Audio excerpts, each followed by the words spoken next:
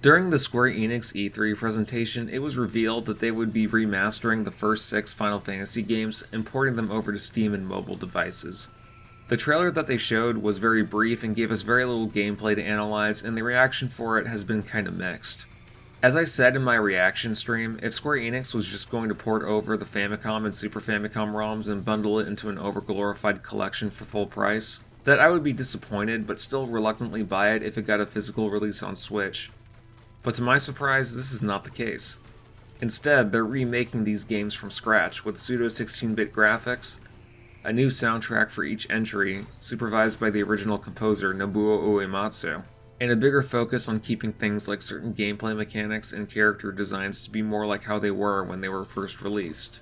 Then about a week ago, the game showed up on the Steam store, along with accompanying screenshots, and I decided to look up reactions on YouTube to see what people's first impressions on them were. I'm not going to mention the names of the channels I came across while doing this, but there was a 2 to 3 minute video I watched where the guy opened it up by ranting over how Square Enix as a company is out of touch, and he just rambled on and on about how bad the new pixel art looks, and just that video entirely felt irrational. At least in my opinion anyway. Next, I went on another guy's video who commented on how he felt about each screenshot that was released, and while I don't think he was being as ranty as the previous guy, his reasoning still didn't make any sense to me because the crux of his arguments were mostly stemmed from nitpicking technical aspects and not much else.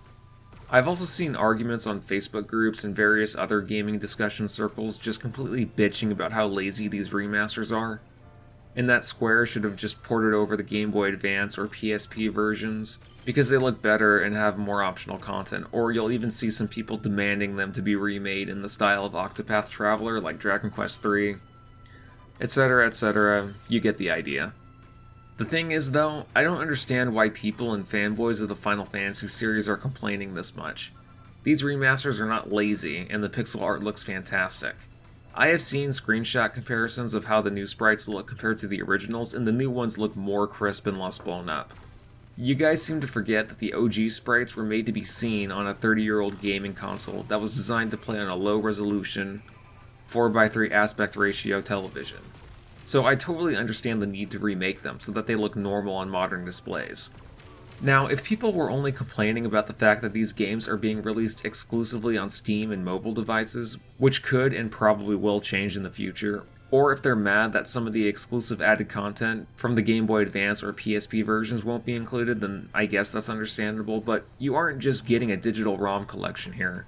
You're getting 6 classic games remade from the ground up with nicer and more consistent graphics, a faithful remade soundtrack supervised by the legend who composed the original titles, and for the first time in gaming history, you're getting a legal way to play the 2D version of Final Fantasy III, in English without having to resort to patching a ROM file.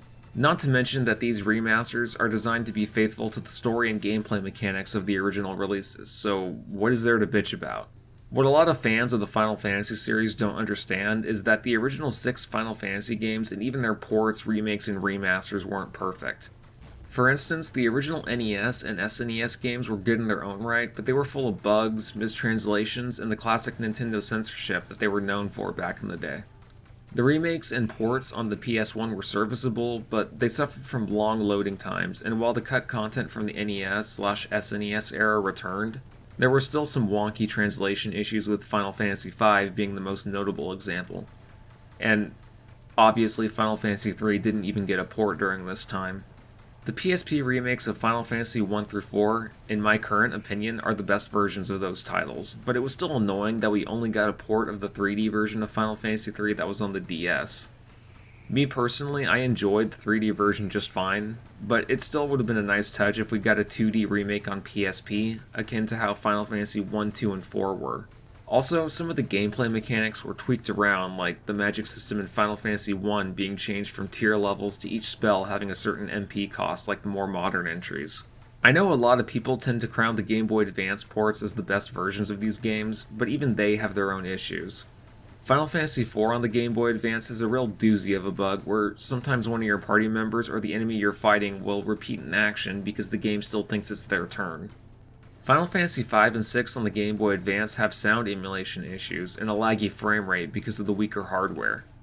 So as you can see, it's hard to decipher which versions of the first 6 Final Fantasy games are the best to recommend to people, because it's a pick your poison type of scenario. And I think the upcoming Pixel remasters aim to remedy that.